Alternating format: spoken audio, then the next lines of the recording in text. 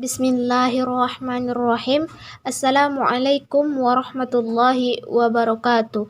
Alhamdulillahirabbil alamin. Salatu wassalamu ala asyrafil anbiya'i wal mursalin wa ala alihi wa ashabihi rasulillahi ajma'in. Asyhadu an la ilaha illallah wa asyhadu anna Muhammadar Rasulullah. Rabbi israh li sadri wa yassir li amri wahlul 'uqdatam min lisani yafqahu qawli.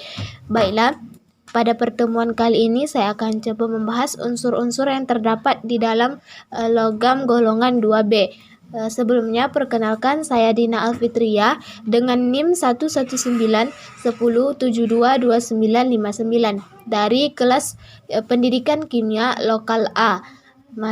Mata kuliah Kimia Anorganik dengan dosen pengampu Pak Pangaloan Soleman Ritonga SPD MSI. Unsur-unsur yang terdapat di dalam golongan 2B itu meliputi zinc, kadmium, dan raksa.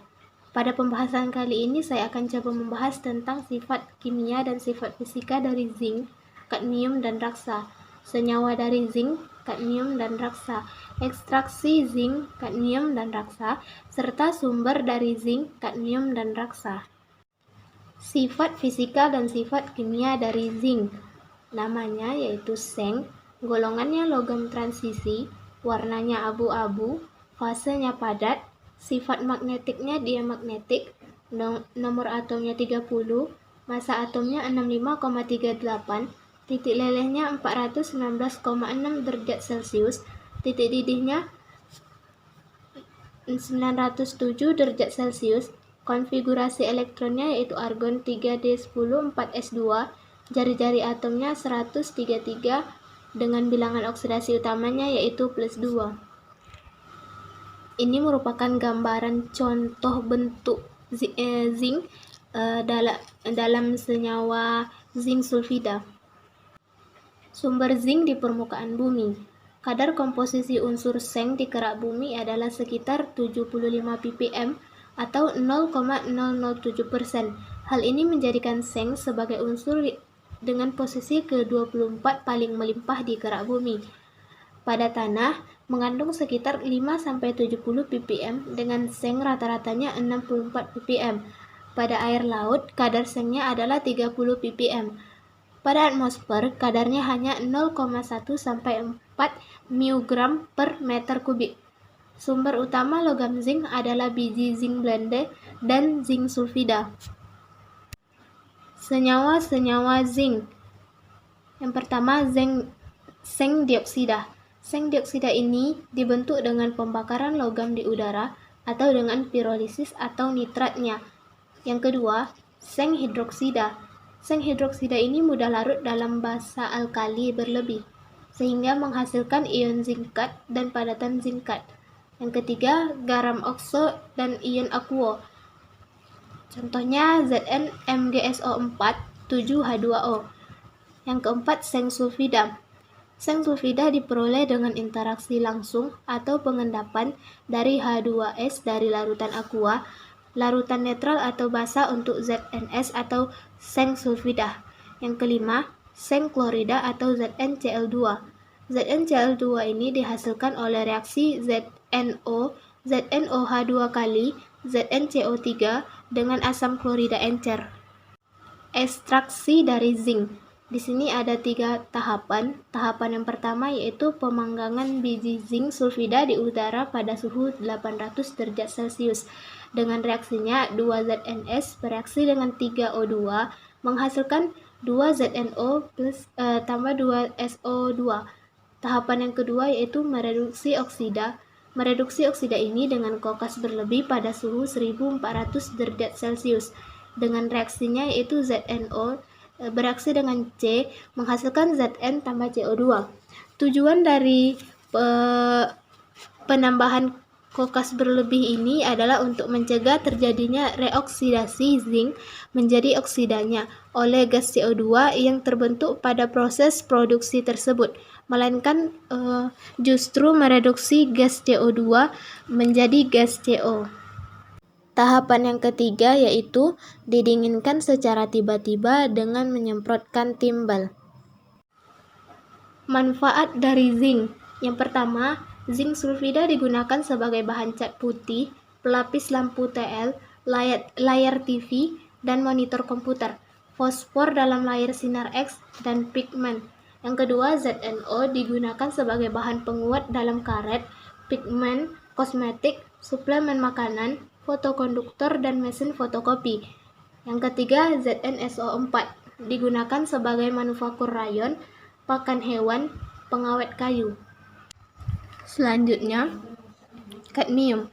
Sifat kimia dan sifat fisika dari kadmium. Densitasnya 8,64. Warnanya putih perak. Teksturnya lunak mengkilap. Nomor atomnya 40.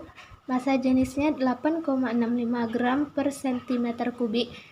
Titik lelehnya 320,9 derajat Celcius. Titik didihnya 765 derajat Celcius. Konfigurasi elektronnya Kr4D10 5s2. Jari-jari atomnya 149. Energi ionisasi pertamanya 867. Energi ionisasi keduanya 1631. Dan bilangan oksidasi utamanya yaitu +2. Ini merupakan contoh dari tekstur kadmium. Selanjutnya, sumber kadmium. Sumber kadmium yang pertama yaitu pada kegiatan pertambangan. Biasanya kadmium ditemukan dalam biji mineral, di antaranya adalah sulfida grand oxide atau santrochloride, karbonat oktatif, dan oksida kadmium. Yang kedua, kadmium terdapat juga di tempat yang sama dalam biji seng. Ekstraksi kadmium.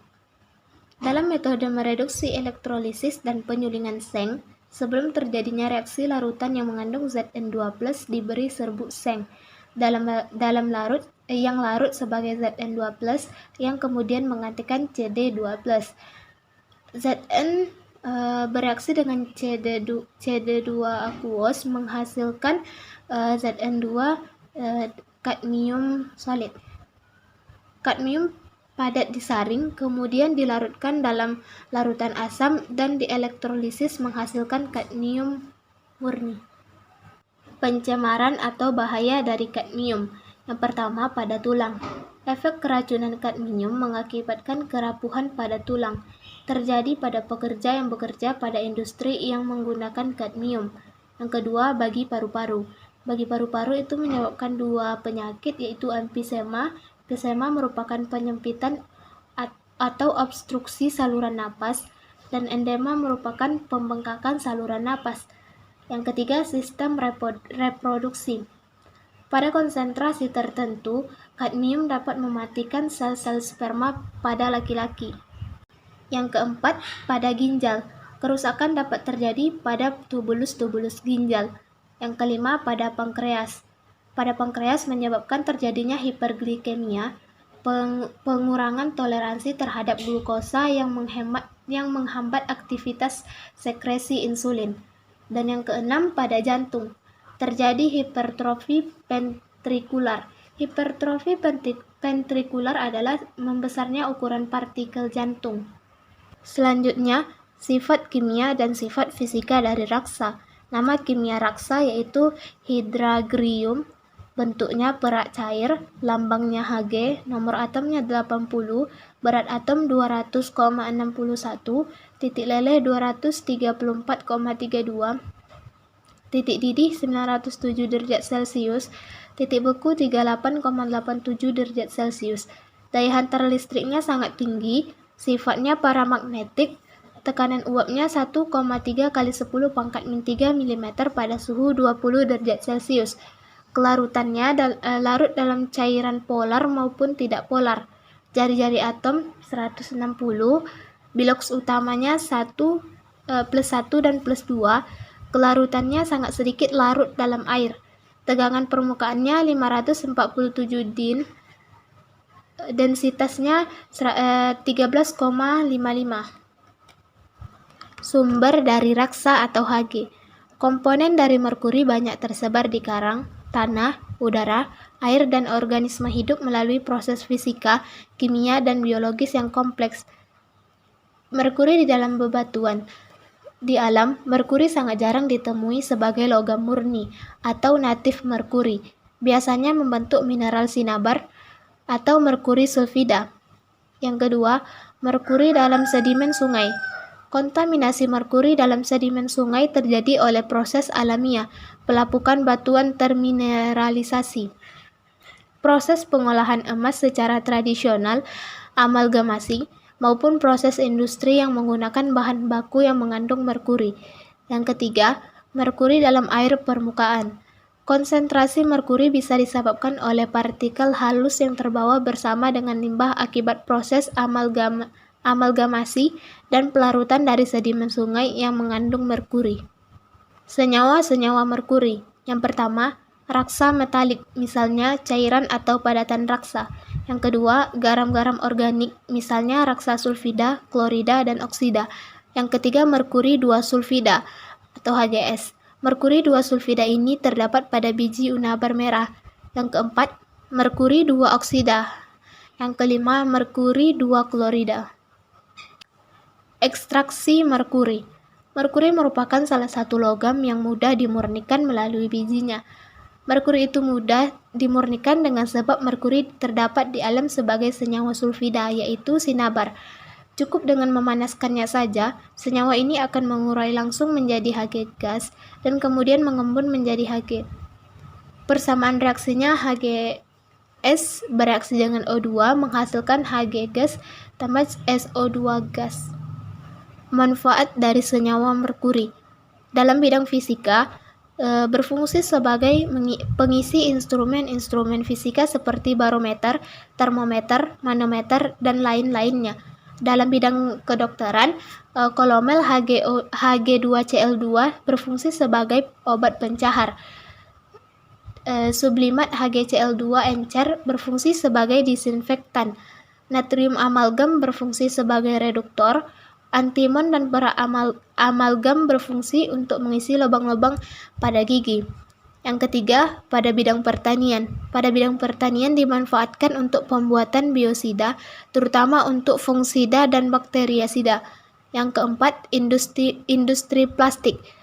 Pada industri plastik, raksa dipakai sebagai obat sakit perut, penangkal infeksi, dan antiseptik. Manfaat yang kelima, dalam industri klor dan soda api, raksa berfungsi sebagai elektrode negatif. Dalam industri cat, raksa digunakan untuk mencegah korosi. Yang ke-7, dalam dunia militer, raksa banyak dipakai sebagai raksa fulminat untuk pembuatan bahan peledak. Yang ke-8, dalam industri perkapalan, raksa digunakan sebagai anti-fouling paint untuk mencegah penempelan-penempelan hewan laut teritip pada dinding kapal. Baiklah, cukup sekian yang dapat saya sampaikan. Semoga bermanfaat bagi kita semua. Subhanakallahumma wa bihamdik, asyhadu an la ilaha illa anta, astaghfiruka wa atubu ilaik. Assalamualaikum warahmatullahi wabarakatuh.